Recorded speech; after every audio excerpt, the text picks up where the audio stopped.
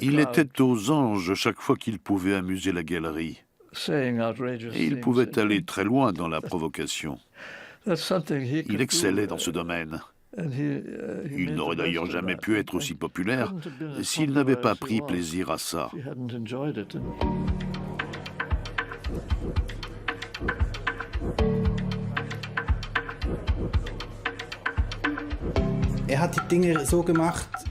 Il a fait ce qu'on aurait attendu de toute sa génération. Mais la plupart des gens ne se sont pas inspirés de son exemple. Nous aurions eu un XXe siècle un peu plus beau sinon.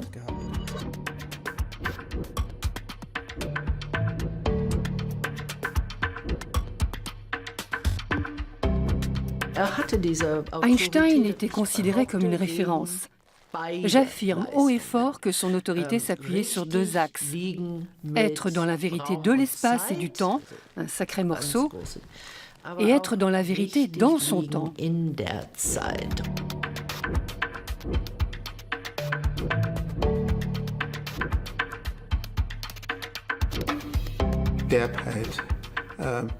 Il était abrupt. Il avait cette manière d'être assez brusque. Tout le monde connaît la photo où il tire la langue. Il disait les choses en face dans tous les domaines. Il était très direct, en physique, en politique et dans sa vie privée aussi.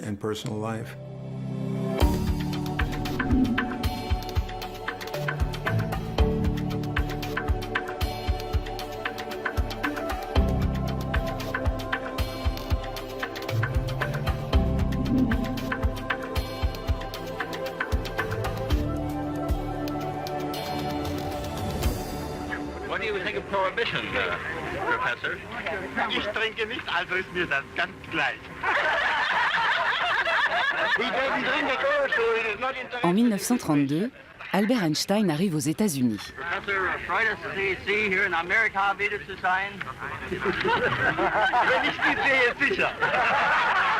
On garde de lui l'image de cet homme aimable, spirituel et plein de charme.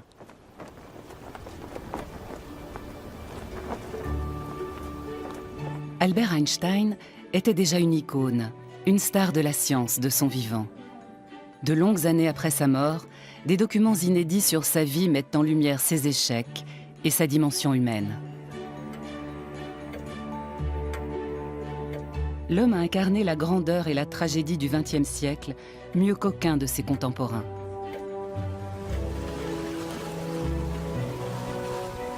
Mais que sait-on vraiment de lui ? Tous ces gens qu'il a croisés, tous ces lieux qu'il a foulés dans son insatiable odyssée, n'infirme-t-il pas cette image de voyageur solitaire portant le monde à la seule force de son esprit ?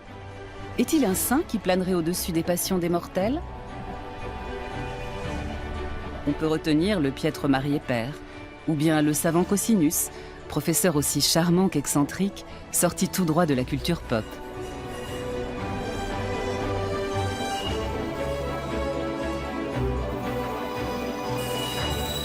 Légendes et rumeurs escortent la destinée d'un génie que chacun croit connaître et que personne ne comprend vraiment.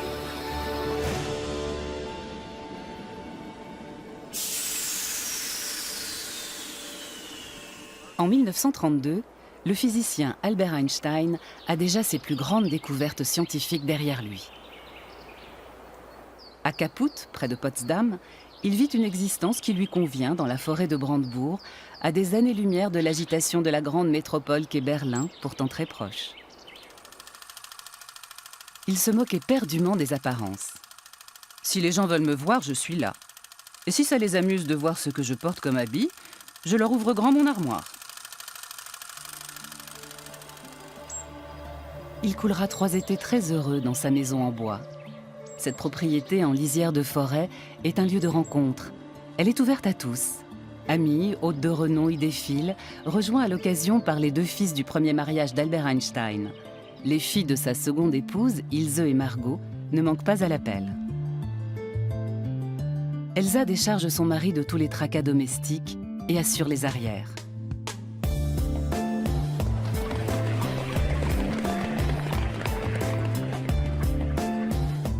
Pour ses 50 ans, la ville de Berlin s'était engagée à fournir à son plus illustre citoyen une résidence d'été sur un grand lac de la Havel.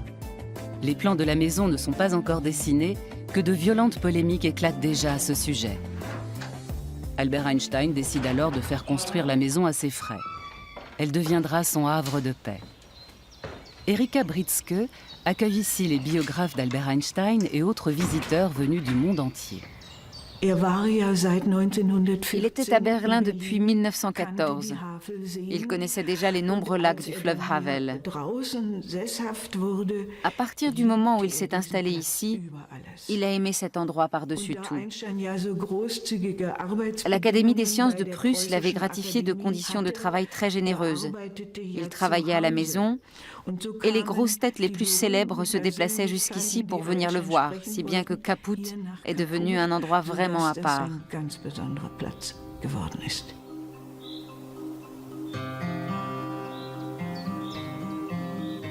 Albert Einstein aime suivre sa propre voie.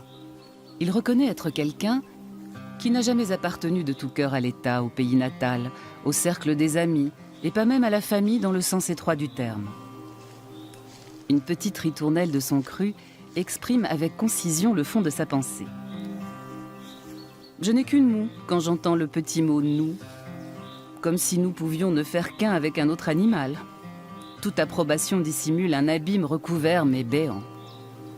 Il était engagé tout en étant replié sur son monde. Il était en retrait de la société tout en s'engageant pour elle. Il jouait constamment sur ces deux tableaux. En allemand, on dirait « schillernde Figur », quelqu'un d'insaisissable, de très difficile à cerner. La ville de Berlin est plus qu'aucune autre intimement liée à la carrière d'Albert Einstein. Mais après 1933, la capitale allemande n'en effacera pas moins la trace des 2 décennies de complicité avec le chercheur qui avait trouvé en elle son ancrage. Quand Albert Einstein arrive à Berlin en avril 1914, il retrouve dans la capitale de l'empire de Guillaume II tout ce qu'il s'était ingénié à fuir quand il était jeune. Le lieu est cependant sur mesure pour les physiciens de son envergure. Dahlem, banlieue de Berlin encore très faiblement peuplée, est un bastion de l'excellence scientifique, l'équivalent allemand d'Oxford en somme. Albert Einstein est nommé directeur de l'Institut Guillaume II. Il doit se consacrer entièrement à son travail et se transformer en poule pondeuse, selon sa propre expression. Ce qui l'a attiré, c'est le Berlin intellectuel qui, à l'époque, était à la pointe dans le domaine des sciences physiques. Nombreux sont les grands noms de la physique qui se trouvaient à Berlin, lieu d'échange par excellence. Et voici que ces sommités berlinoises, qu'Einstein connaissait et admirait pour avoir lu leurs travaux, le sollicitaient pour qu'il les rejoigne. La conférence de Solvay, qui s'est tenue en 1911, a été décisive. Einstein était le benjamin des participants. Sa renommée et sa reconnaissance par la communauté scientifique ont fait un immense bond en avant à cette occasion. Le 25 novembre 1915 est le grand moment fondateur de la cosmologie moderne. À l'Académie des sciences de Prusse, Albert Einstein présente pour la première fois au public sa théorie de la relativité générale, ultime prolongement de sa théorie de la relativité restreinte. Il a 36 ans.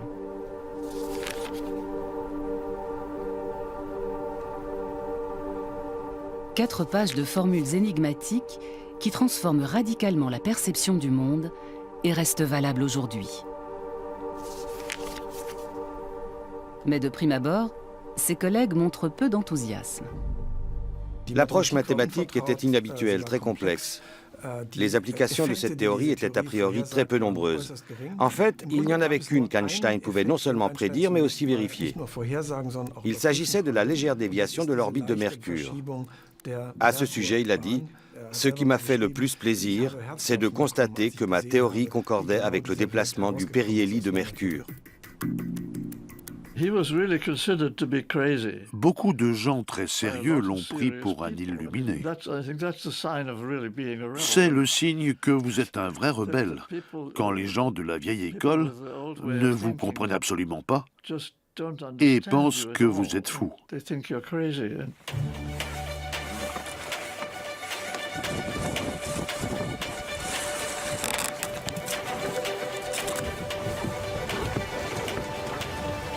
Mais cet insatiable aventurier est loin d'être fou.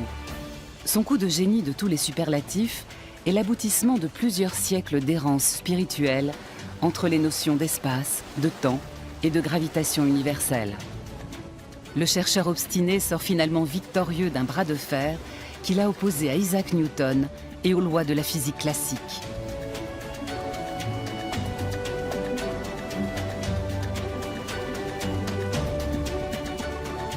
À côté de ses 10 ans de recherche ardue sur la relativité générale, ses travaux sur la relativité restreinte auront été un jeu d'enfant, comme le confiera plus tard Albert Einstein.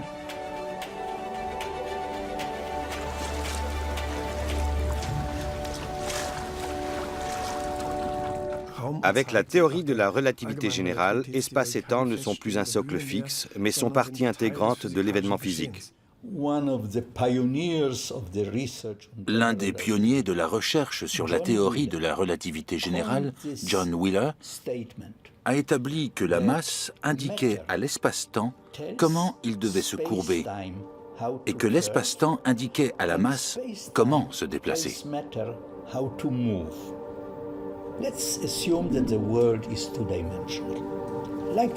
Imaginons un monde bidimensionnel comme le trampoline et plaçons un gros ballon censé représenter le Soleil sur ce trampoline.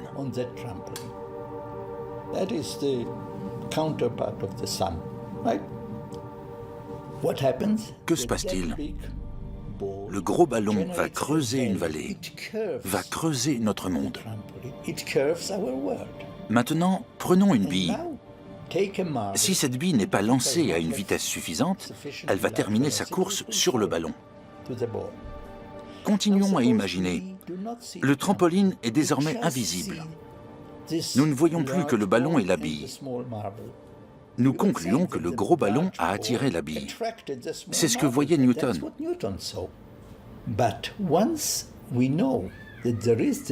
Seulement, connaissant la présence du trampoline et aussi son incurvation, nous pouvons conclure qu'aucune force ne s'exerce entre les deux. C'est la nature de l'espace qui est responsable de leur entrée en contact.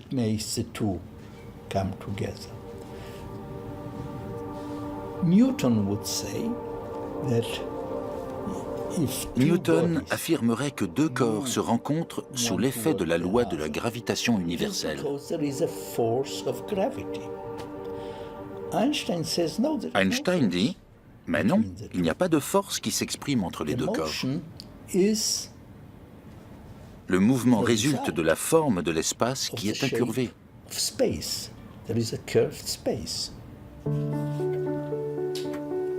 L'image qu'il choisit pour expliquer le phénomène à son fils de 9 ans, Édouard, est très claire. Quand un scarabée aveugle rampe sur une branche incurvée, il ne remarque pas que le chemin qu'il parcourt est en réalité une courbe. J'ai eu la chance de remarquer ce que le scarabée n'avait pas remarqué.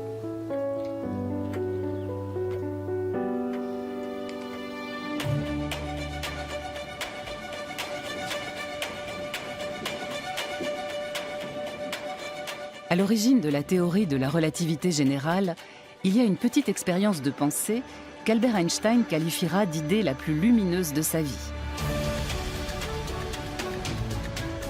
Lumière, électricité, mobilité. Même Albert Einstein est fasciné par les avancées techniques de son époque. En 1905, cet ascenseur était déjà en service au-dessus du lac des Quatre Cantons à Lucerne. Peut-être une source d'inspiration pour lui. Toujours est-il qu'Albert Einstein imagine 3 scénarios.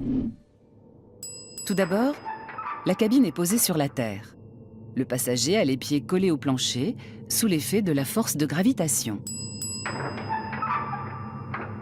Si le câble rompt, la cabine est en apesanteur et le passager flotte à l'intérieur. Si la cabine est tirée vers le haut par un câble imaginaire avec une accélération égale à la force de gravitation, le passager aura de nouveau les pieds collés au plancher.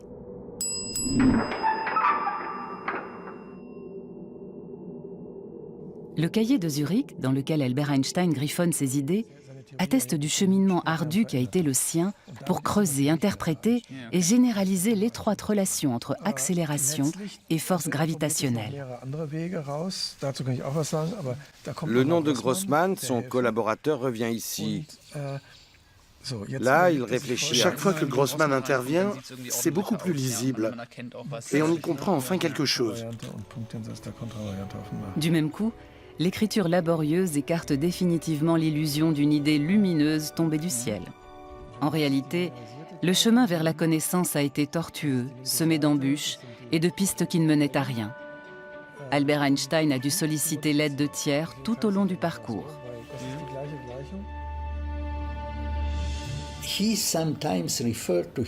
Il lui arrivait souvent de se complaire dans une image de voyageur solitaire.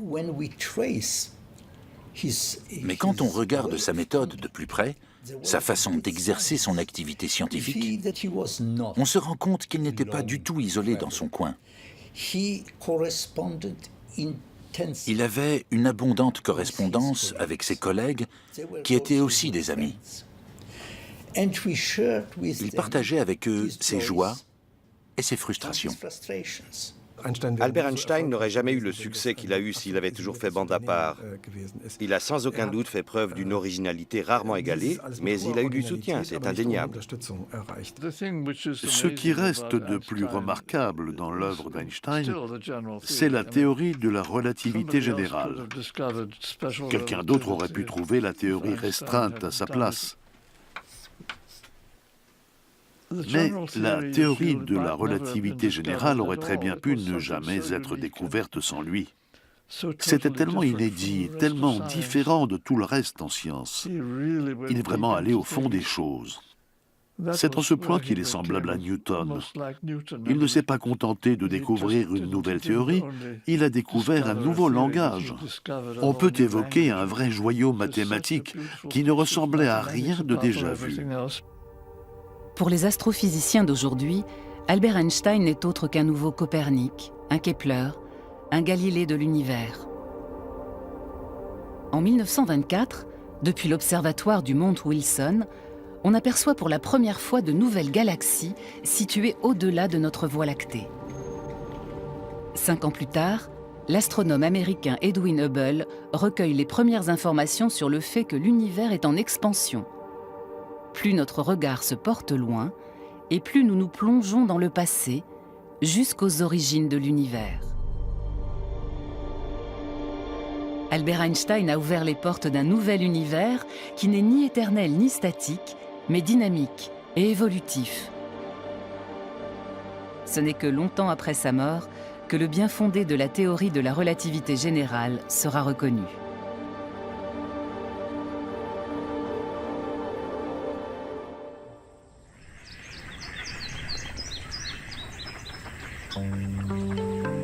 Dès sa jeunesse, Albert Einstein est en quête du grand principe universel susceptible de révéler la beauté et l'harmonie de la nature.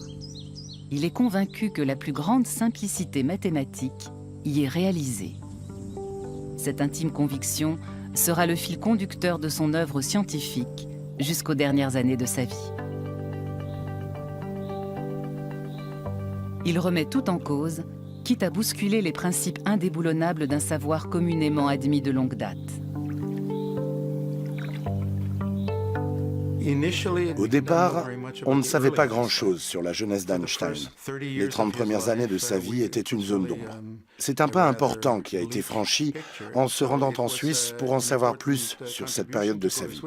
À la bibliothèque de l'école polytechnique de Zurich, on est tombé sur une lettre du directeur de l'Institut adressée à un des mentors d'Einstein. En substance, il y était écrit qu'autoriser les enfants, aussi surdoués soient-ils, à entrer à l'université n'était pas une bonne idée. C'est comme ça qu'on a mis la main sur le premier document attestant que le génie du jeune Einstein avait été détecté de bonne heure. Pourtant, rien de tel ne transparaissait à sa naissance.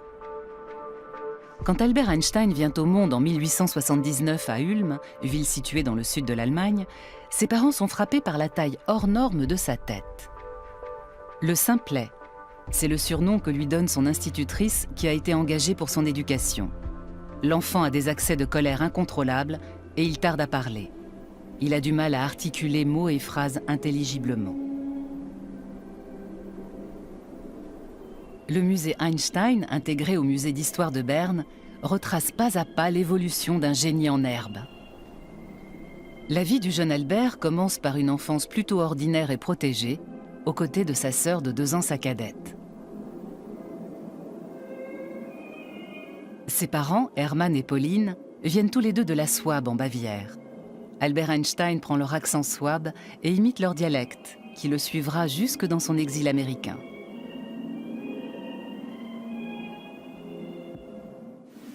Son père vient de Buchau, sur le lac Feder. La famille d'Albert Einstein incarne l'histoire de la communauté juive d'Europe centrale. Ses grands-parents sont déjà assimilés dans la société allemande. Ils misent sur un enseignement laïque. Avoir une éducation solide et faire ses preuves sur le plan scientifique représente pour eux la voie royale vers la réussite et l'émancipation. Einstein et l'Allemagne, cela symbolise toute l'ambivalence, la puissance, la passion et l'horreur des relations entre les Juifs et l'Allemagne.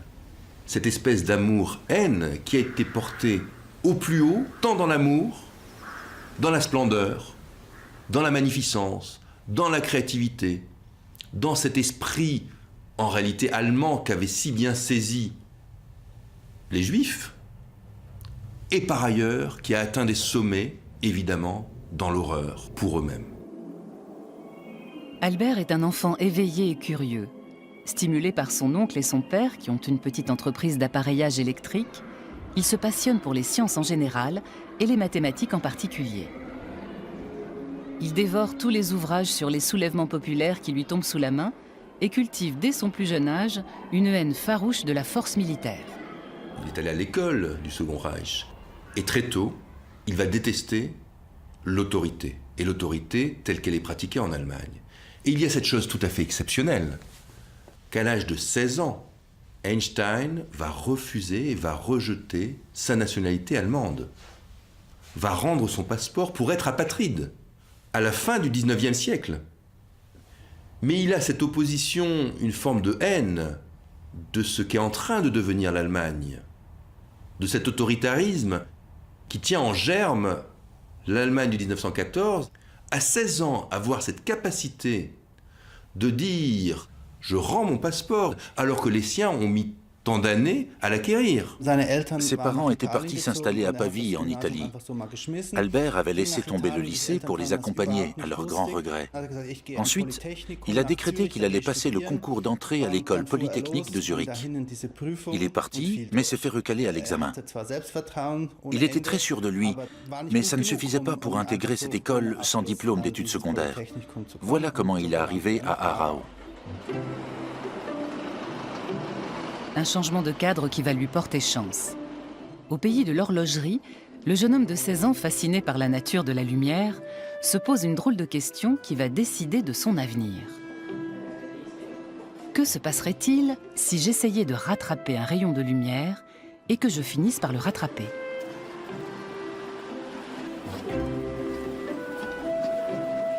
Un esprit très libéral règne dans le lycée du canton qu'il fréquente.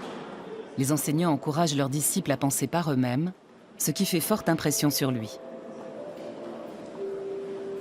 Les matières scientifiques sont mises à l'honneur dans cet enseignement. Le lien étroit entre l'électromagnétisme et la lumière le rattrape. Le jeune Albert Einstein se retrouve dans son élément grâce à l'expérience acquise au sein de l'entreprise familiale.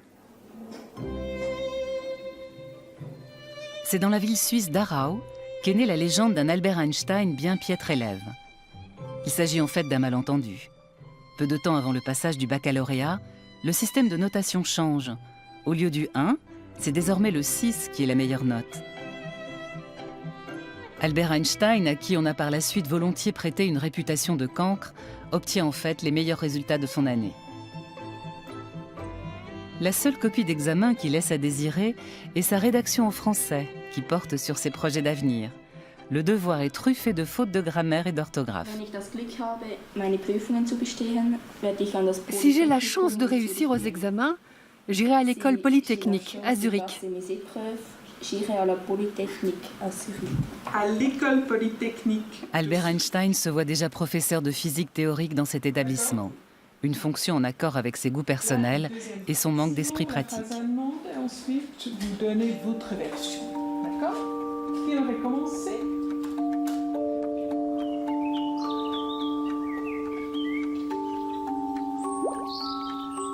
Albert Einstein aime expérimenter avec des pensées légères. Dans sa démarche, il privilégie la curiosité enfantine, la connaissance par les sens et l'imagination. Il pense que son esprit insoumis le conduira à de nouvelles découvertes et devient un virtuose des petites expériences de pensée.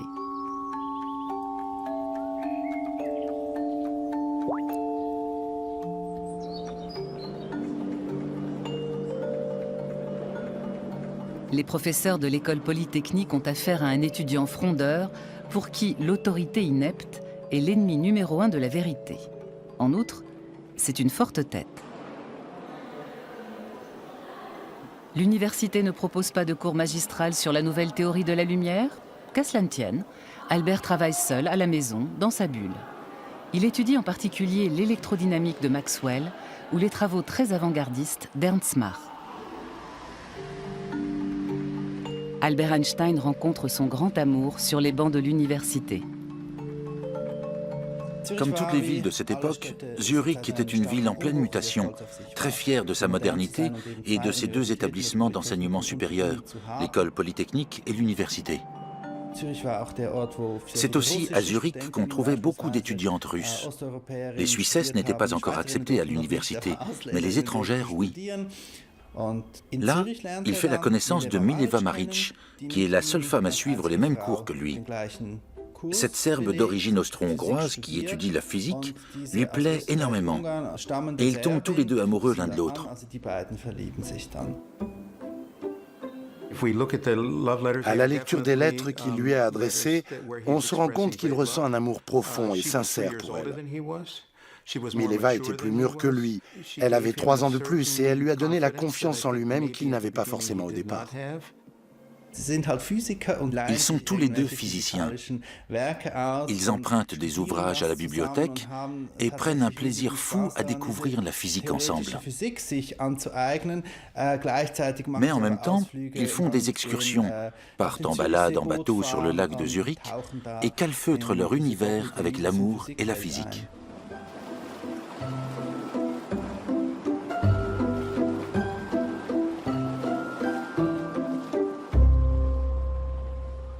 À Zurich, Albert Einstein trouve un cercle d'amis sur lequel il peut compter et dont il saura se faire aider sans le moindre scrupule dans les temps difficiles.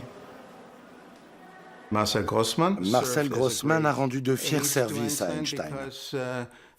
Il le dit expressément dans son autobiographie, ou plutôt dans sa nécrologie, selon le terme qu'il emploie dans le journal du collège. Il confie qu'il sèche les cours, qu'il joue au hockey au cours de ses 2 premières années d'études. Mais il pouvait toujours s'en remettre aux notes que Grossman prenait méticuleusement pendant les cours. Il les a qualifiées de « bouées de sauvetage ».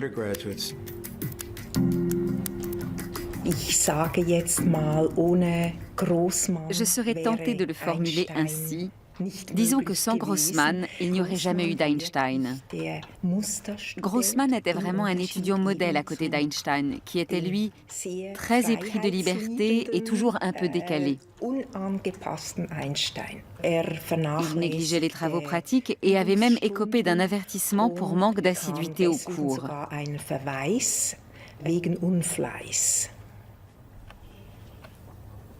Albert Einstein décroche son diplôme de fin d'études de justesse. Quant à Mileva, elle échoue aux 2 sessions. Une grossesse imprévue met un terme définitif à ses études. Ils ne s'encombrent pas de conventions morales. Elle tombe enceinte, ils ont des relations sexuelles avant le mariage, eux qui sont tous les deux issus de milieux petits bourgeois bien pensants. Si l'on en juge par l'échange de lettres très fournis entre eux, c'est une année ardue qui s'annonce pour les 2 jouvenceaux sans ressources. Albert Einstein finit par obtenir la nationalité suisse, mais il se considère comme un génie dédaigné, comme un raté incapable de décrocher un poste d'assistant à l'université. Il accepte à contre-cœur une place de précepteur mal rémunéré à Winterthur et Schaffhouse, 2 petites villes suisses.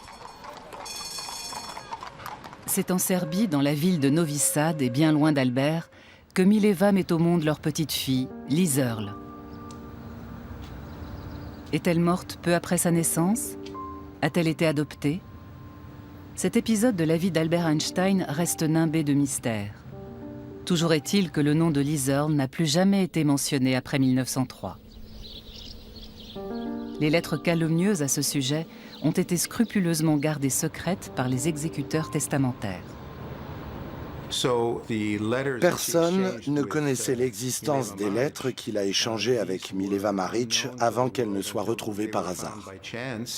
Hélène Ducasse, sa secrétaire qu'il avait l'habitude d'appeler son fidèle cerbère, a veillé à ce que tous ces événements relevant du domaine privé ne soient pas portés à la connaissance du public. Quand vous voulez qu'un homme devienne une légende, vous en faites une personne à la réputation irréprochable, dont la vie publique se confond avec la vie privée.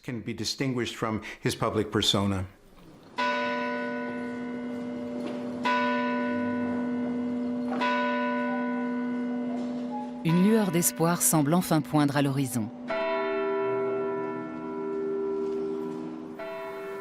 Une fois de plus, c'est à son cercle d'amis qu'Albert Einstein doit son salut. Le père de Marcel Grossmann lui procure un poste à l'Office des brevets de Berne. Mileva rentre en Suisse. Avec les revenus confortables que lui rapporte ce poste d'expert technique de 3e classe, Albert Einstein gagne l'indépendance financière qui tardait à venir. En outre, ces années passées dans une administration garante de la propriété intellectuelle helvétique seront déterminantes pour la suite de sa carrière. Il a lui-même décrit le bureau fédéral comme étant « le couvent laïque où il a conçu ses plus belles idées en tant que gratte-papier grassement payé ». C'est l'âge d'or de l'électrotechnique qui va révolutionner même les montres.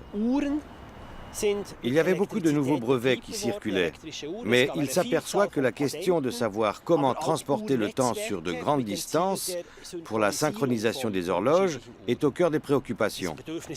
Il y avait là un créneau et cela n'a pas échappé à Einstein dans l'exercice de son travail.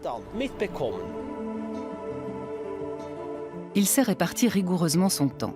8 heures de travail, 8 heures de divers, qui désignent ses recherches personnelles en physique, ainsi qu'il l'écrit à un ami. Le plus grand ami d'Einstein à l'Office des brevets était son collègue, Michele Besso. Il se caractérisait par une grande gentillesse, une qualité qu'Einstein admirait d'autant plus qu'elle ne le caractérisait pas. Il avait aussi 2 autres amis proches avec qui il avait fondé l'Académie Olympia. Maurice Solovin, un juif de Roumanie qui faisait ses études à Berne, et Konrad Habicht, qui lui était suisse. Dans cette Académie Olympia, qui ne se prenait pas au sérieux, aujourd'hui on appellerait ça une séance de baratin, ils parlaient philosophie. Au cours de leurs réunions, ils dévoraient ensemble une quantité incommensurable d'articles. Einstein a toujours gardé un souvenir ému de cette période de sa vie. Malgré le désaccord de ses parents, Albert Einstein épouse Mileva. Hans Albert, l'aîné des 2 fils qu'ils auront ensemble, vient au monde en 1904. Mileva fait définitivement son deuil de la vie de femme émancipée dont elle avait caressé l'espoir. L'émancipation des femmes n'était pas la priorité d'Einstein. En se mariant, le couple est devenu très conventionnel. Mileva et Einstein se sont conformés au modèle familial petit bourgeois. Tous les 2 contre le monde entier, comme un couple bohème. Lui se sentirait capable d'assumer ce modèle, elle non.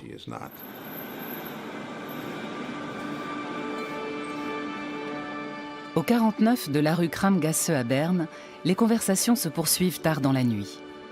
C'est là qu'Einstein débute l'année 1905, qui restera comme une année prodigieuse.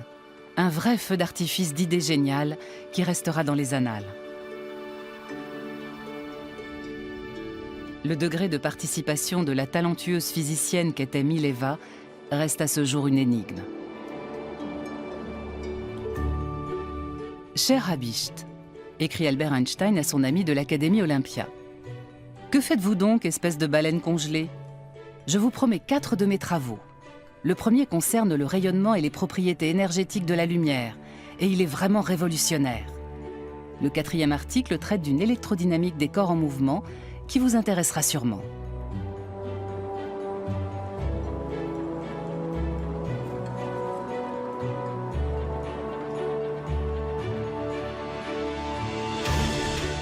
Le premier manuscrit sur la nature quantique de la lumière lui vaudra le prix Nobel tant espéré au début des années 1920. 2 autres articles traitent des atomes et des molécules, les éléments fondamentaux de la nature.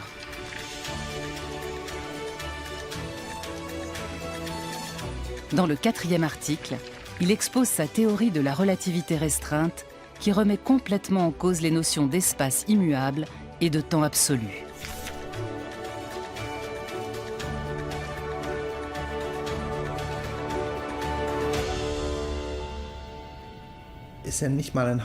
En 6 mois, même pas, il écrit tous ces articles qu'il envoie l'un après l'autre à Berlin où ils sont publiés. Et ces articles changent notre perception du monde. Hermann Minkowski, professeur de mathématiques à Zurich, met la dernière main à la théorie révolutionnaire d'Albert Einstein.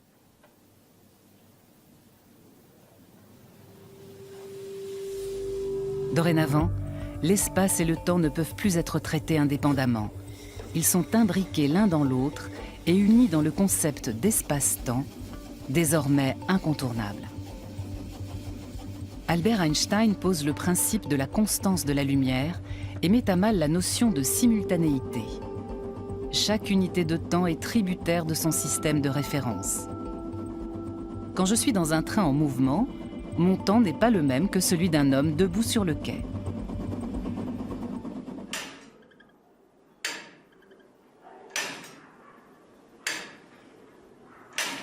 Depuis Isaac Newton, le temps absolu était posé comme le principe de la constance en physique. Pour les contemporains d'Albert Einstein, il est difficile d'admettre les théories révolutionnaires du physicien de génie, car sur Terre, les effets de la relativité sont bien trop faibles pour être perçus par nos sens. Je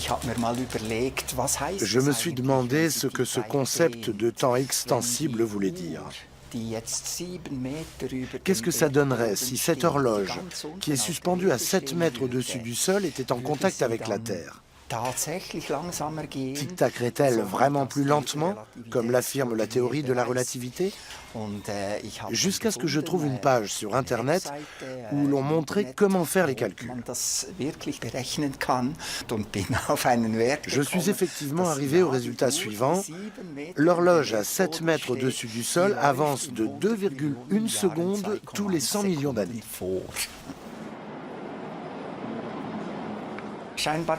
Apparemment, on peut calculer une valeur maximale à laquelle le temps s'arrête à la surface d'un objet, mais il faudrait disposer d'un matériau ayant une immense densité, un peu comme si toute l'écorce terrestre se contractait sur l'effet de sa propre matière et devenait une coquille de noix d'une infinie densité. C'est le principe du trou noir. Après l'année prodigieuse, la carrière d'Albert Einstein décolle. Il est nommé professeur à Prague, puis à Zurich, avant d'être invité à rejoindre la communauté scientifique berlinoise. Une vie itinérante qui a raison du couple Einstein. À l'un les honneurs, à l'autre les cartons, écrit Mileva à une amie serbe de Novi Sad. Il a inventé 2 théories de la relativité. C'est l'un des fondateurs de la physique quantique. Mais quand on s'intéresse à lui de plus près, on est de plus en plus fasciné par la personnalité de l'homme. On pourrait le comparer à un cristal dans lequel se reflètent de nombreuses facettes du XXe siècle, y compris en marge de la physique.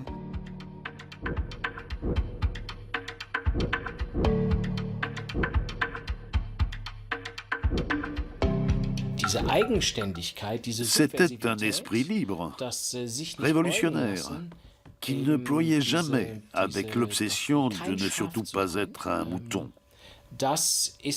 C'est un trait essentiel de sa personnalité.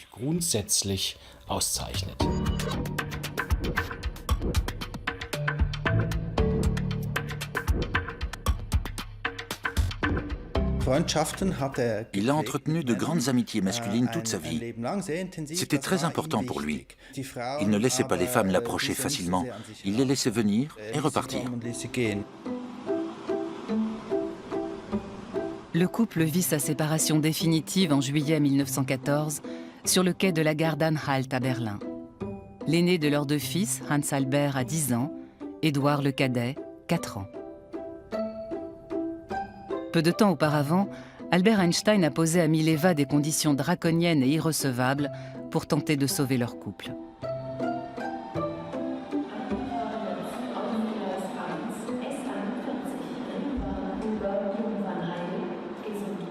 Le dernier combat a été livré, écrit-il à sa cousine Elsa Löwenthal, qui est sa maîtresse depuis 2 ans.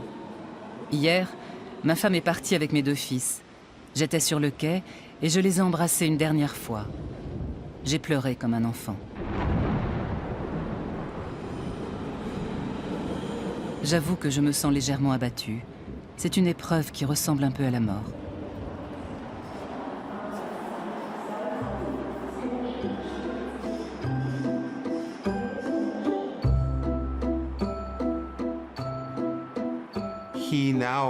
Comme il l'écrit à un ami proche, il se retrouve dans une position délicate. Il n'est pas séparé de l'une que l'autre veut déjà l'épouser. Il s'était débarrassé de Mileva, il l'avait renvoyée à Zurich, alors même qu'Elsa et sa famille faisaient pression sur lui pour le remariage. Il a divorcé en février 1919 et s'est remarié l'été de la même année. Il était censé attendre 2 ans, mais Einstein était ainsi. Il prenait des raccourcis en physique comme dans la vie. Je voudrais qu'on en finisse définitivement avec l'idée qu'il était mufle avec les femmes de sa vie. Einstein a épousé sa première femme contre la volonté de ses parents. C'était un mariage d'amour sans concession. Ils étaient tous les deux amoureux. Mileva était très dépressive et il a essayé de s'en accommoder jusqu'au jour où il n'y est plus arrivé. Il l'a donc laissé tomber. Ensuite, quand il a été très malade, Elsa s'est occupée de lui. Mais il n'avait rien en commun avec Elsa. Elsa était une petite bourgeoise, en fait. Bien sûr, il a eu des aventures, mais il a raté ses 2 mariages, chacun pour des raisons différentes. Je trouve tout cela très triste, mais je ne vois aucune raison de l'accabler pour ça.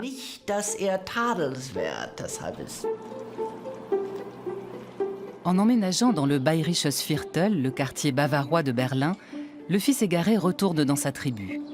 Sa cousine Elsa sait ce qui l'attend aux côtés d'Einstein. Avoir un rang à tenir dans la société, mais aussi partager la vie d'un mari qui n'hésite pas à remettre en cause l'institution du mariage et ne dédaigne pas les conquêtes féminines.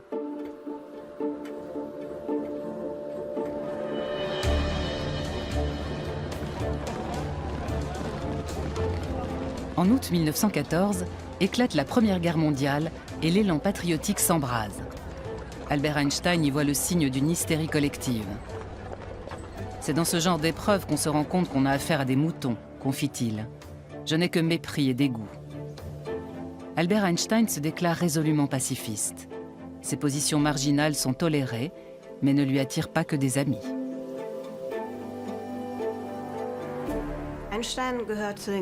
Einstein ne se reconnaît pas dans l'engouement pour la guerre que la grande majorité de ses collègues à Berlin partagent. Ses collègues en physique, des scientifiques en général, des artistes, ont massivement signé le manifeste des 93 en 1914.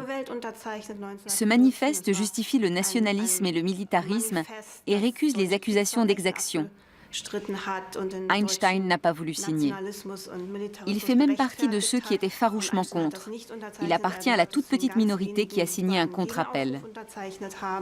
C'est très intéressant de consulter ce qu'il a écrit au milieu de la Première Guerre mondiale. Dans son manifeste qu'il a appelé Meine Meinung über den Krieg, il expose son ressenti sur la guerre sans détour, et il n'y va pas avec le dos de la cuillère. Il dit que la guerre repose sur les instincts bestiaux des hommes, qui les poussent à soumettre les autres. Il y a même un petit clin d'œil à Freud quand il parle d'hommes désireux de démontrer leur puissance sexuelle, exactement comme le Gaukel, le coq, qui cherche à asseoir sa suprématie sur les autres. La guerre est à l'origine de l'engagement politique d'Albert Einstein. Elle le pousse à sortir de l'ombre pour défendre ses idées. C'est à Berlin qu'il connaît un regain de religiosité, lui pour qui le judaïsme était resté cantonné à une brève période de son enfance. Malgré son rejet de tout nationalisme, il s'engage pour la cause sioniste. L'antisémitisme croissant et le destin des Juifs d'Europe de l'Est qui, fuyant les pogroms, ont massivement échoué à Berlin, sont les catalyseurs de sa décision.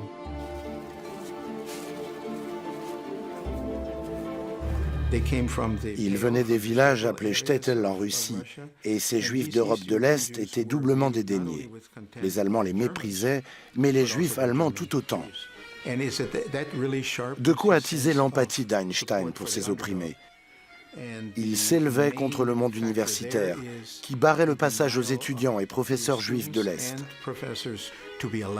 Il y a là la clé de voûte de son engagement pour la construction de l'Université hébraïque de Jérusalem, dont il a défendu le projet dès la première heure. Albert Einstein est l'un des fondateurs de l'Université hébraïque de Jérusalem, qui doit son existence au mouvement sioniste. Elle est devenue un centre international de rencontres scientifiques, de recherche et d'enseignement. À partir de 1919, il accompagne la construction du site avec un intérêt croissant, mais il est la cible de vives critiques dans cette entreprise.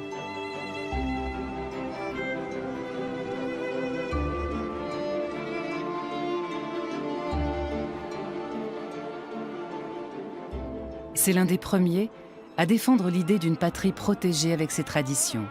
En revanche, il est opposé à la création d'un État juif. Il pense que la présence juive en Palestine ne survivra qu'à condition de parvenir à une cohabitation et à des accords honnêtes avec les Arabes. Sinon, nous n'aurons strictement rien appris pendant nos 2000 années de souffrance. Albert Einstein ne remet aucunement en question son judaïsme. Quand il a couché ses dernières volontés dans son testament, il a pu exprimer son engagement en léguant tout son patrimoine à cette université, sa propriété intellectuelle s'entend. Ce sont les archives intellectuelles d'Einstein que nous avons ici. Il s'agit de sa bibliothèque personnelle qui représente tout de même près de 80 000 documents. Ces documents ont accompagné son activité scientifique, son engagement public en politique et son implication dans la cause juive. Il y a toute sa vie privée également.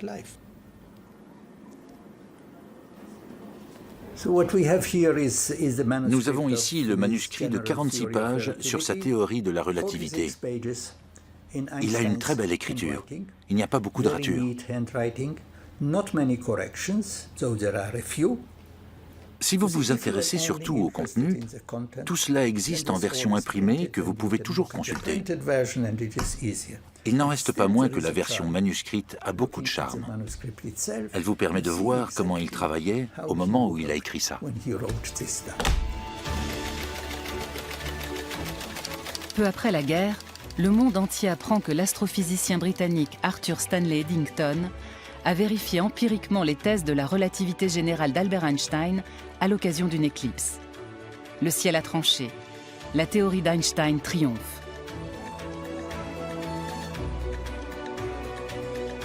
Dans une lettre qu'il adresse à Max Planck, son mentor de longue date, Albert Einstein écrit que c'est une bénédiction pour lui d'avoir pu vivre ce moment. L'événement sera d'ailleurs déterminant dans la vie du physicien.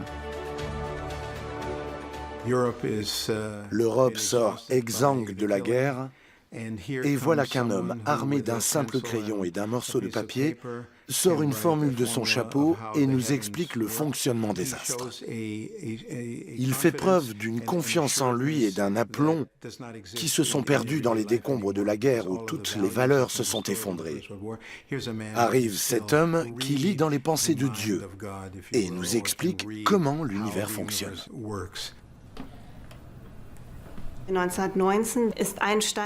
Des milliers d'articles de journaux lui ont été consacrés au début des années 1920. Tout y passait. Son goût pour les conversations téléphoniques, son talent de violoniste, ses habitudes vestimentaires. Et puis la radio a pris le relais, mais les films aussi. Einstein était omniprésent et avec lui, sa théorie de la relativité.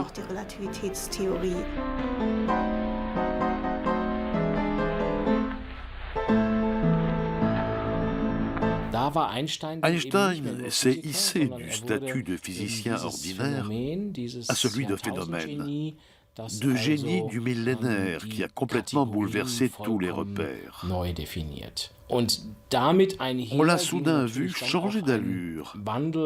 Sa chevelure est devenue encore plus hirsute, ses choix vestimentaires plus excentriques, et il y a toute une série de clichés de lui qui sont devenus cultes.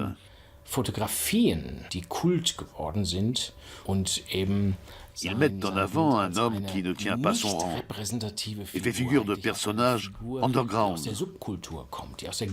Cette image d'Einstein a fini par s'imposer. Elle a fait le tour du monde.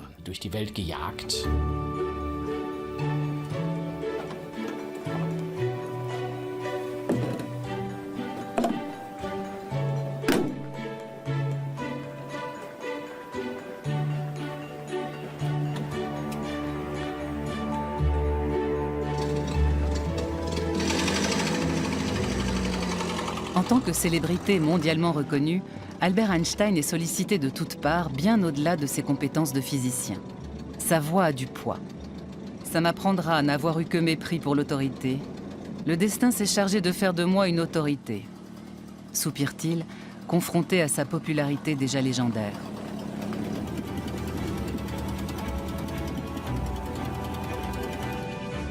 Dans le Berlin des années 1920, le scientifique à l'allure débraillée devient la coqueluche des médias qui n'en sont encore qu'à leurs prémices. Les femmes sont très attirées par lui. D'un côté, il s'amuse de ce grand tohu-bohu autour de sa personne. Il n'y a désormais plus un homme de la rue qui ne débatte de la véracité de la théorie de la relativité. Mais d'un autre côté, il n'est pas insensible à l'accueil que lui réserve l'élite de la société. Ses apparitions publiques sont mises en scène comme des spectacles. Pour lui, c'est certainement la force d'attraction du mystère qui fascine à ce point les gens.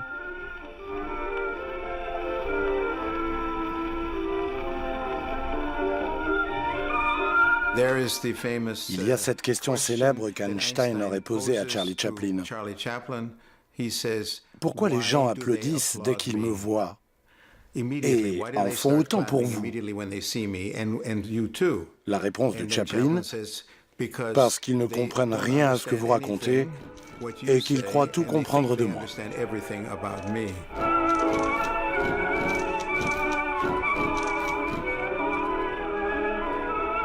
La défaite a fait des miracles, écrit Albert Einstein à sa mère Pauline après la défaite de l'Allemagne à l'issue de la Grande Guerre.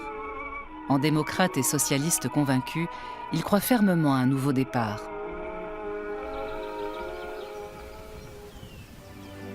La tour Einstein à Potsdam symbolise l'atmosphère de renouveau qui règne à cette époque. Elle montre la volonté commune de tous ses concepteurs à faire s'exprimer architecture, physique et astronomie simultanément.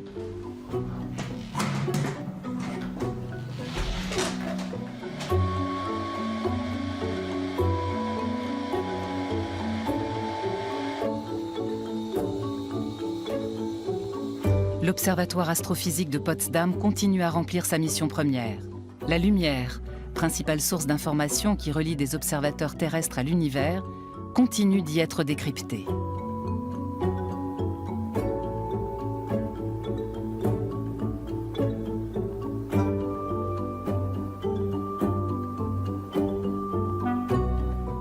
Mais le monolithe expressionniste, un clin d'œil au nom d'Einstein qui en allemand veut dire une pierre, et aux lignes courbes inhérentes à sa théorie, a une autre mission, plaider en faveur d'une technique et d'une science dont les acquis et les enseignements profitent à l'humanité.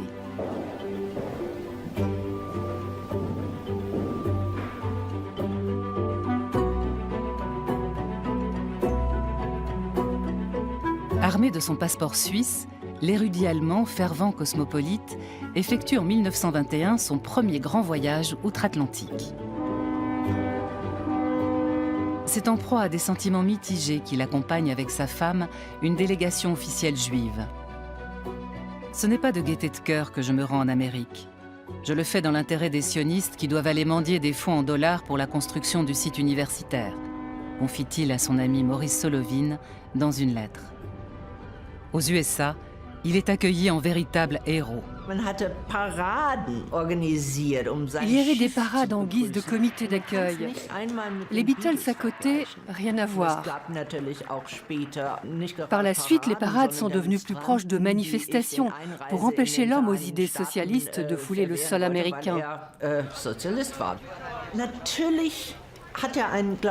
Il était un peu partagé face à cette popularité soudaine. Il trouvait ça pénible et en même temps ça l'amusait. Il y a certainement des blagues qu'il a faites pour mieux se protéger. Mais il savait aussi très bien se servir de sa renommée à des fins politiques. À partir de 1919, Einstein est devenu un produit phare des exportations de notre pays et les Allemands ne lui en ont pas été reconnaissants. Ils lui en ont voulu pour ça. C'était à leurs yeux condamnable, car après la Première Guerre mondiale, les Allemands dans l'ensemble se sont retrouvés bannis dans tous les pays étrangers. Les échanges scientifiques étaient boycottés. Il est évident que nos fiers chercheurs allemands en ont été atteints dans leur dignité. Einstein a été le premier pour qui les portes se sont rouvertes en grand et il a joué le jeu. Il a endossé un rôle de représentant de la culture et de la science allemande, et l'image du pays en a largement bénéficié. Einstein n'en a jamais été remercié, bien au contraire. On l'a maudit pour ça, et c'est une honte. C'est vraiment une honte. C'est là un chapitre tristement célèbre de notre histoire. De son côté, Einstein ne se fait plus beaucoup d'illusions sur l'image qu'on a de lui en Allemagne. Pour eux, je suis une fleur malodorante qu'ils aiment se glisser à la boutonnière. Comme l'attestent des documents de l'Institut Max Planck à Berlin, sa renommée à l'étranger lui attire de plus en plus d'ennemis et d'envieux. Il se regroupe autour du physicien expérimental Ernst Gerke. La théorie de la relativité représentait bien plus qu'une simple théorie scientifique. Ses détracteurs la considéraient comme une menace pour la science. Quand on consulte les lettres des années 1920 que ses adversaires échangent entre eux, on n'a pas affaire à la langue scientifique. C'est plutôt la terminologie de la guerre qui est employée.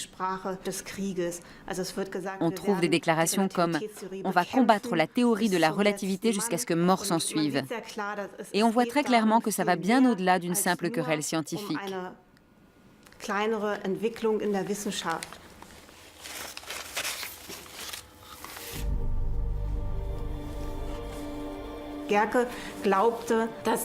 Ernst Gerke pensait que la théorie de la relativité était un emballement médiatique monté de toutes pièces par la presse.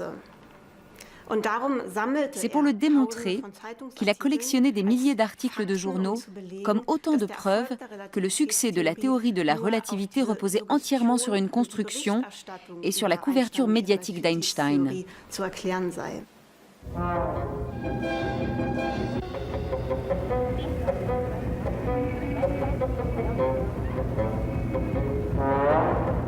Einstein, le relativiste juif qui pactise avec les communistes et l'étranger, le traître à la patrie pendant la Grande Guerre.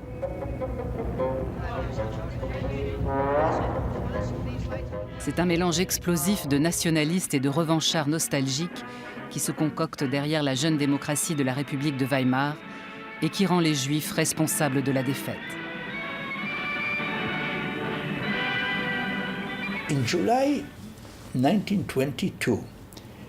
En juillet 1922, le ministre juif des Affaires étrangères, Walter Rathenau, a été assassiné à Berlin par des groupes extrémistes de droite, vétérans de l'armée allemande.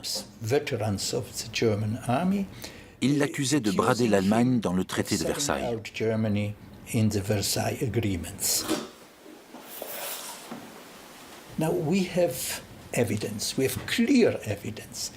Nous avons aujourd'hui la preuve irréfutable qu'Einstein était sur la liste des hommes à abattre. Et il s'est trouvé des gens pour lui conseiller de quitter l'Allemagne pendant un certain temps. Il est allé au Japon, fêté comme un héros pendant 43 jours. Il s'est adressé à une foule de 10 000 étudiants, un moment à marquer d'une pierre blanche. C'est aussi très intéressant du point de vue de l'histoire de la relativité, car c'est au Japon qu'il a révélé pour la première fois les circonstances dans lesquelles il avait imaginé sa théorie et quelles en étaient les grandes lignes.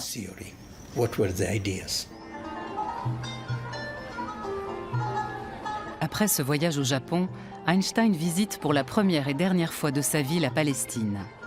Il se déclare très favorable à un projet d'implantation au milieu du désert. À Jérusalem, il est acclamé. Il fait un discours sur le mont Scopus. Il se rend au mur des Lamentations où, comme il le dit dans son journal de bord, il est très impressionné devant le tableau moyenâgeux de ces hommes juifs qui prient au pied du mur. Pour le juif non-croyant qu'il est, il s'agit d'hommes du passé et non pas du présent.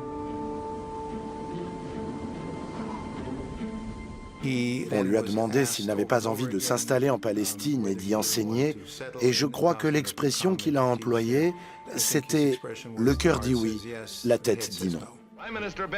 En 1952, David Ben-Gourion, Premier ministre de l'État d'Israël, proposera à Albert Einstein d'en devenir le président. Et qu'est-ce qu'on fait s'il accepte? Se serait-il enquis? Mais Einstein refuse. David Ben-Gourion avait déjà remarqué les tendances révolutionnaires d'Einstein. Non pas qu'il ait cherché à provoquer, car tout chez lui était mûrement réfléchi.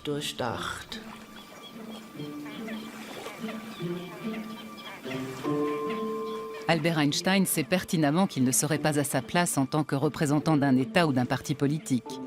La flexibilité, l'opportunisme et la diplomatie n'ont jamais été son fort.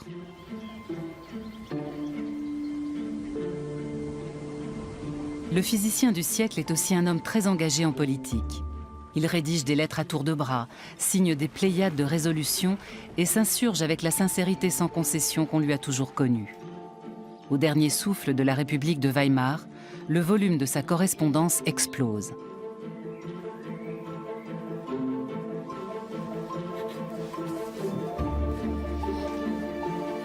Dans une lettre adressée à l'artiste Käthe Kollwitz, il critique les procès intentés par Staline aux élites intellectuelles de son pays. Qui aurait cru que cette évolution que nous avons observée plein d'espoir aurait pu conduire à de telles horreurs? En juillet 1932, il adresse depuis Caput une lettre ouverte à Sigmund Freud qui est à Vienne. Existe-t-il un moyen d'affranchir les hommes de la menace de la guerre? Que faire contre les psychoses de haine et de destruction? À l'instar de tant d'autres, il mesure l'ampleur du danger fasciste et de la menace d'embrasement du monde que fait naître le Parti national-socialiste. Il pense que tout complice de la destruction de la démocratie s'expose à vivre sa propre chute.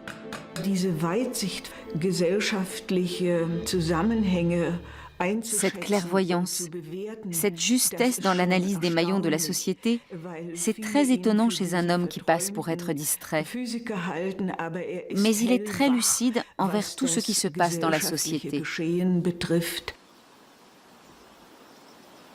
Si Albert Einstein fait preuve de vigilance et de clairvoyance intellectuelle face à l'actualité, il est atteint de myopie quand il s'agit de ses proches. Il reste étranger à leur vie affective. Il a appris à s'isoler de la chaleur et du froid. Il a pour sa part acquis un équilibre thermique, assure-t-il à un ami. Il reconnaissait être un mauvais père. Mais à sa décharge, on peut arguer qu'un physicien de son envergure n'a pas le temps de faire autre chose à côté. Ce n'est pas une excuse, c'est un fait.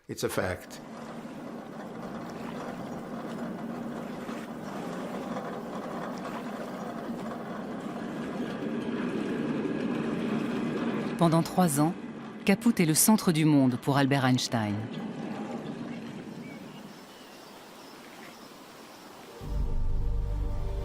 En 1933, les nazis le chassent de ce paradis sur la Havel. Ils pillent sa maison et lui confisquent ses biens. Albert Einstein perd tout.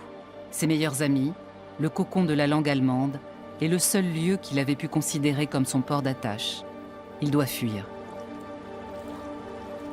À la même période, il reçoit de très mauvaises nouvelles de Suisse. Son fils cadet ne va pas bien.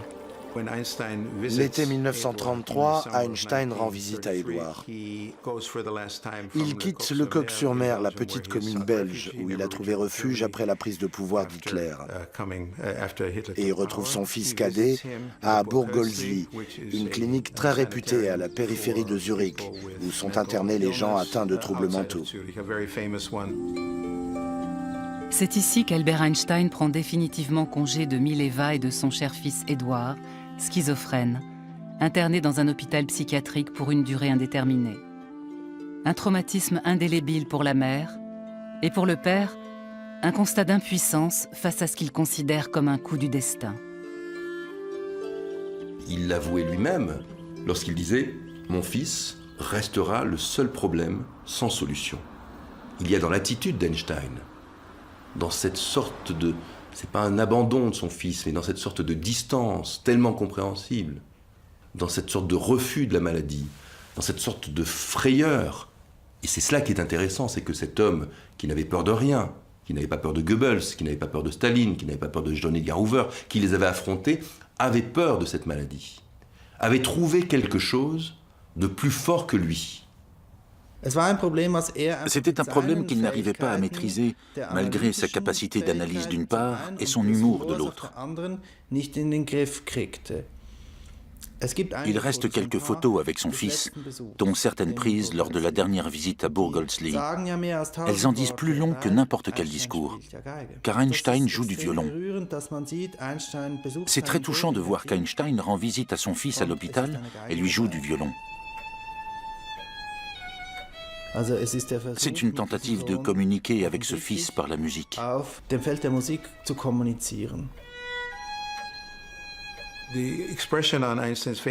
Plus encore que la tristesse de savoir qu'il ne reverra probablement plus son fils, on lit sur les traits d'Einstein les sentiments ambivalents qu'il a toujours éprouvés envers sa première famille et le remords de ne pas avoir vu grandir ses enfants.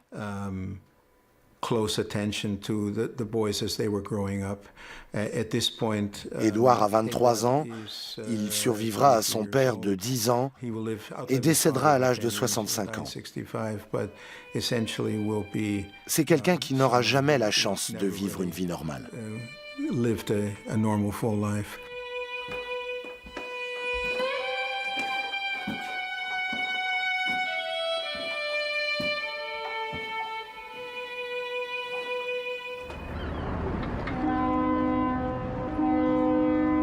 4 mois plus tard, les Einstein voguent avec leur secrétaire Hélène Ducasse vers de nouveaux rivages.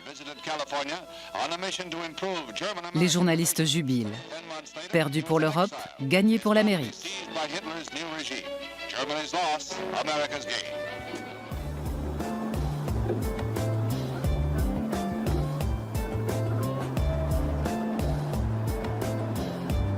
Albert Einstein arrive dans la petite ville universitaire de Princeton, près de New York, où il finira ses jours. Il aura jusqu'au bout du mal à se faire à la mentalité et à la langue américaine. Le déraciné qu'il est ne parvient pas à s'enraciner dans ce nouveau monde.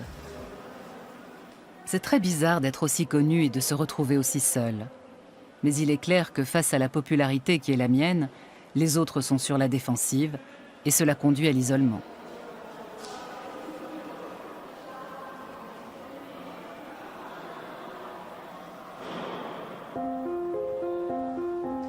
Les 5 premières années, Albert Einstein les passe dans le Fine Hall, l'institut de physique le plus illustre de l'université.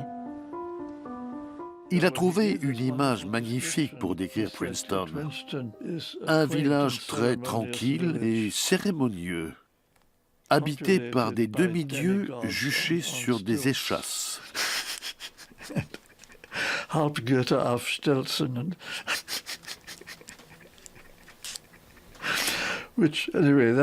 C'était son ressenti sur cet endroit, et il n'avait pas tout à fait tort, il faut dire.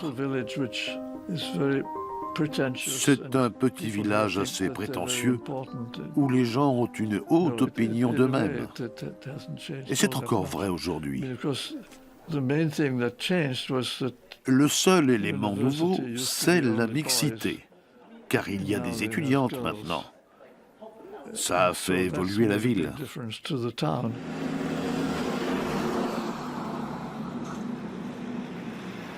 Depuis 1935, le couple Einstein est installé au 112 Mercer Street. Alarmé par les événements en Allemagne, il s'improvise agent de l'immigration et œuvre sans répit pour aider les Juifs et les opposants au régime nazi à s'exiler en Amérique. À la mort de son épouse Elsa, Albert Einstein ne se retrouve pas seul. Sa belle-fille Margot et sa sœur Maya emménagent sous son toit. Et tout autour de lui gravite un gynécée dont il est, comme à son habitude, l'épicentre.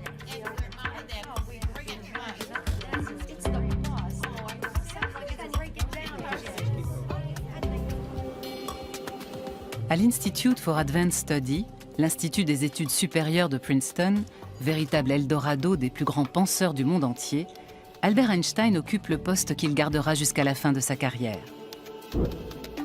Peu de temps après son arrivée aux USA, le libre penseur est accueilli par le directeur en ces termes : « Vous êtes ici le bienvenu, mais faites-vous discret, votre salut en dépend. »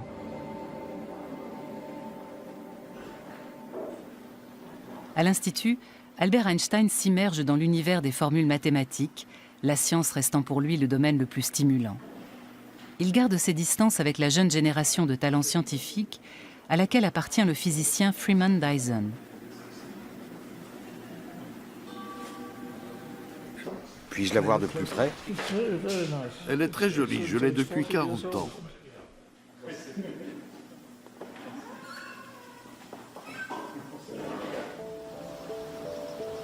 Pour ses collègues et les étudiants de l'Institut, Albert Einstein reste un marginal, un solitaire. Il y avait deux endroits qui étaient nos lieux d'échange, la cantine et la salle de séminaire. Et Einstein restait à l'écart des deux. Il ne venait pas plus déjeuner qu'il ne se rendait au séminaire. Il était tout à la dénotion de son problème qu'il appelait la théorie des champs unifiés, et qui était l'unification entre le champ gravitationnel et l'électromagnétisme, alors que la physique prenait à ce moment-là une toute autre voie.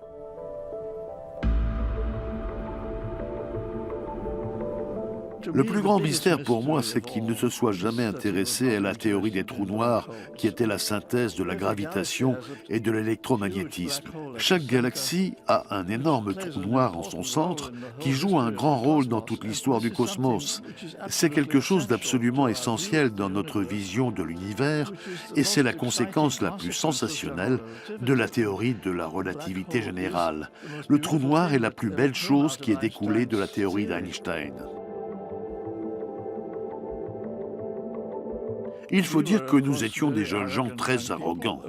Nous faisions des choses extraordinaires et l'idée que nous aurions pu apprendre quelque chose d'Einstein ne nous a jamais traversé l'esprit. Lui, de son côté, considérait qu'il n'avait rien à apprendre de nous. C'était un fait établi.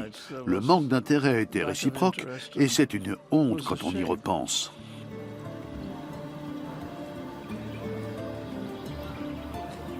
À plusieurs reprises, l'icône de la science moderne déclare : « Les autres me prennent pour un vieux cinglé, mais je suis intimement convaincu que la physique va dévier de son cours actuel. »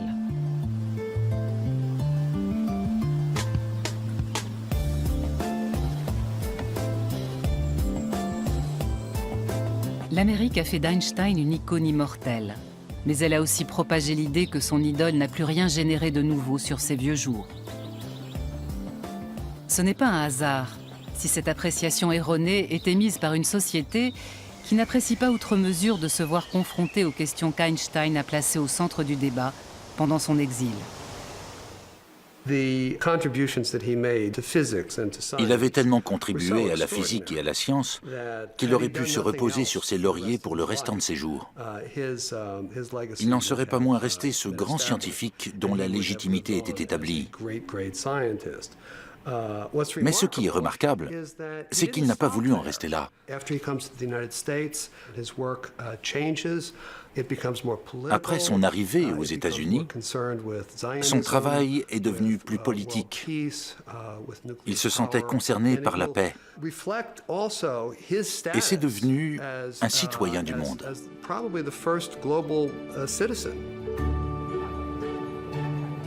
Toute ma vie, écrit Albert Einstein, j'ai été déchiré entre les équations et la politique.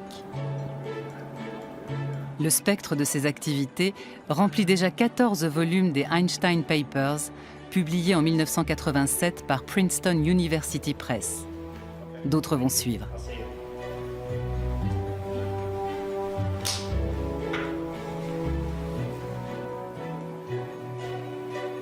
Récemment, tous les documents disponibles sur le physicien des années berlinoises ont été mis en ligne sur Internet. Le travail sur les années aux USA reste encore à faire. Cette mission de titan sera confiée aux bons soins de politologues et de sociologues.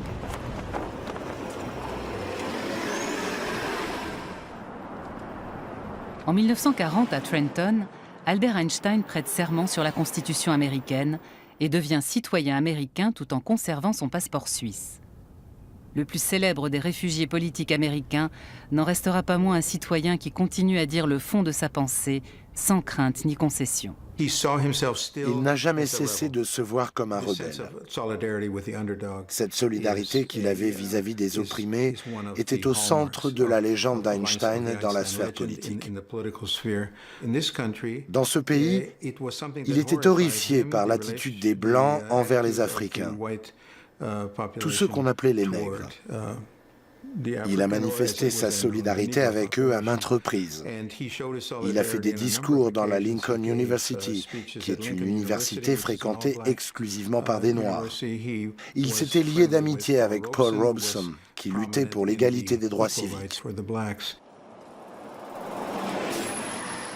À Princeton, Einstein n'hésite pas à flâner dans les quartiers noirs, autour de la Witherspoon Street, où très peu de Blancs s'aventurent.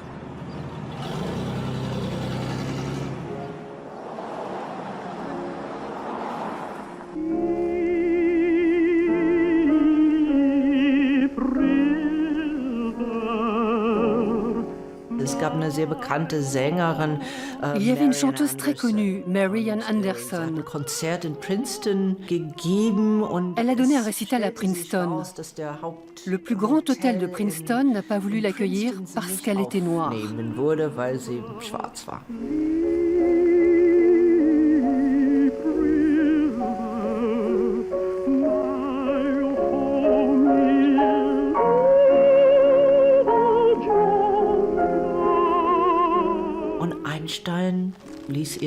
Einstein lui a fait savoir qu'elle était la bienvenue chez lui.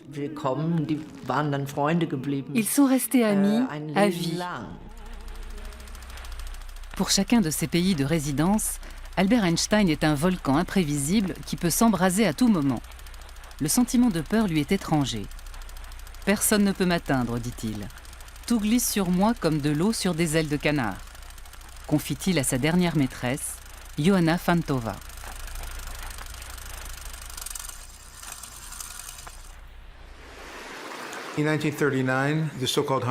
En 1939, ceux qu'on disait appartenir à la mafia hongroise, Leo Szilard, Edward Teller et Eugen Wigner, tous trois physiciens hongrois, avaient appris de différentes sources que les Allemands étaient peut-être en train de travailler sur un projet de bombe atomique. Leo Szilard s'est rendu seul à la Peconic Bay, à Nassau Point, où Einstein passait ses vacances. Qui d'autre qu'Einstein pouvait alerter le monde entier et révéler que les Allemands étaient en train de fabriquer la bombe atomique? C'est Szilard qui a écrit la lettre, mais c'est Einstein qui l'a signée.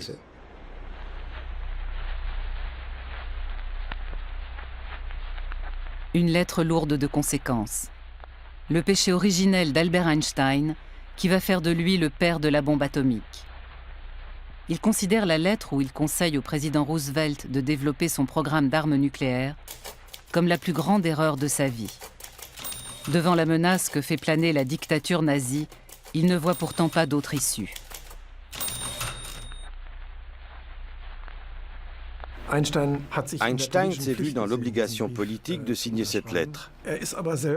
Il n'a plus été mêlé au reste de l'entreprise, car il était connu, même aux États-Unis, pour être un libre penseur très critique.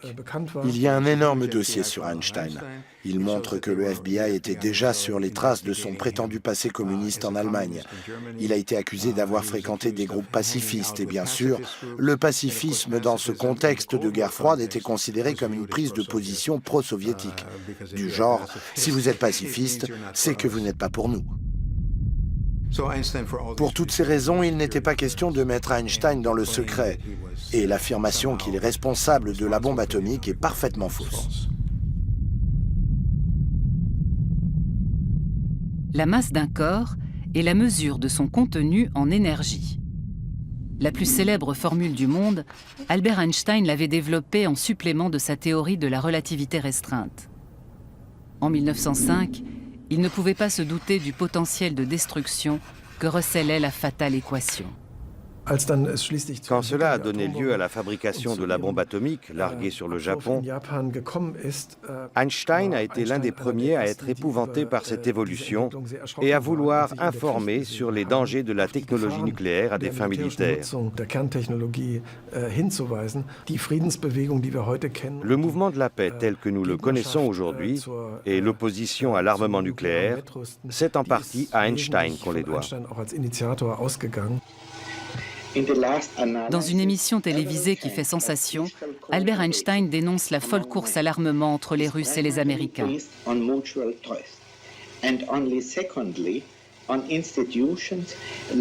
À l'horizon, c'est la bombe à hydrogène qui menace. Un objectif techniquement réaliste qui anéantirait toute vie sur Terre. Désarmer ou mourir, titre le New York Times. Is there any way out of this impasse created by man himself? All of us, and particularly those who are responsible for the attitude of the US and the USSR, should realize that we may have vanquished an external enemy, but have been incapable of getting rid of the mentality created by war.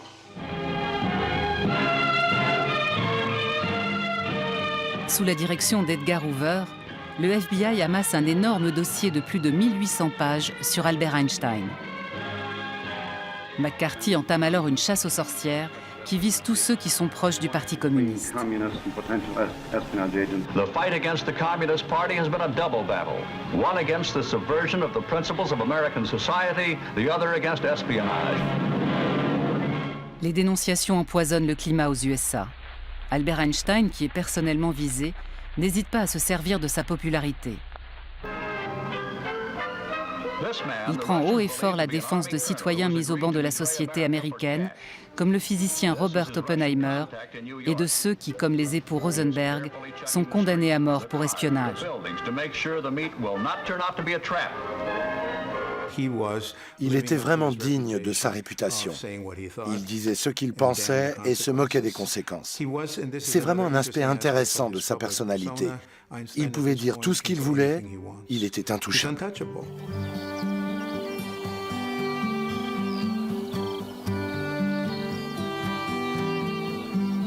L'homme est comme un vélo. Il faut qu'il avance pour rester en équilibre, écrit-il à son fils Édouard. Quand il avait 14 ans, il était déjà convaincu que les grandes inventions étaient l'apanage de la jeunesse et que c'en était fini pour lui de ce côté-là. Mais il continue à travailler à contre-courant de son époque, toujours en quête de la formule universelle qui expliquerait tous les phénomènes de la nature.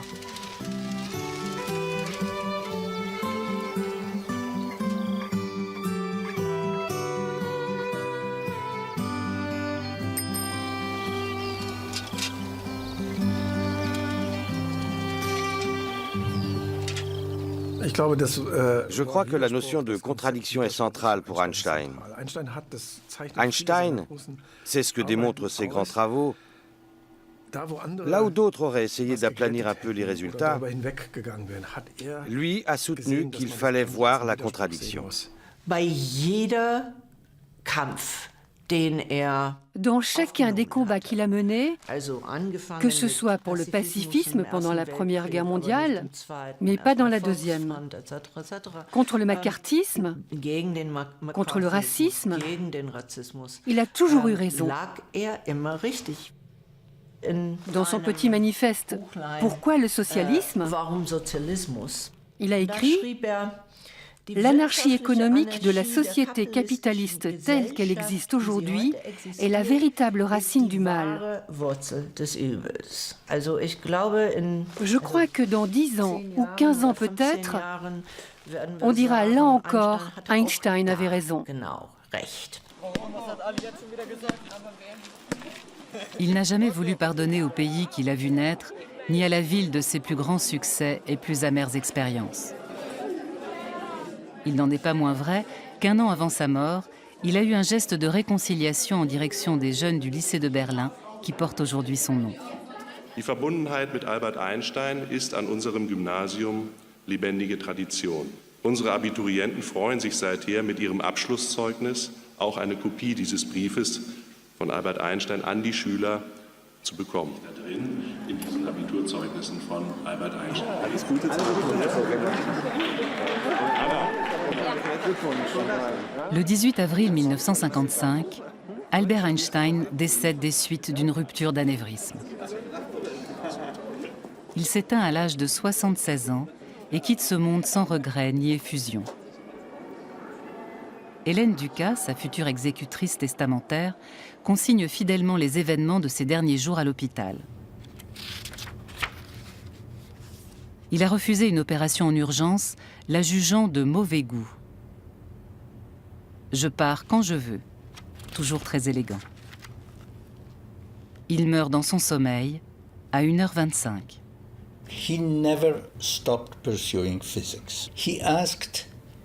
Il n'a jamais cessé de faire de la physique.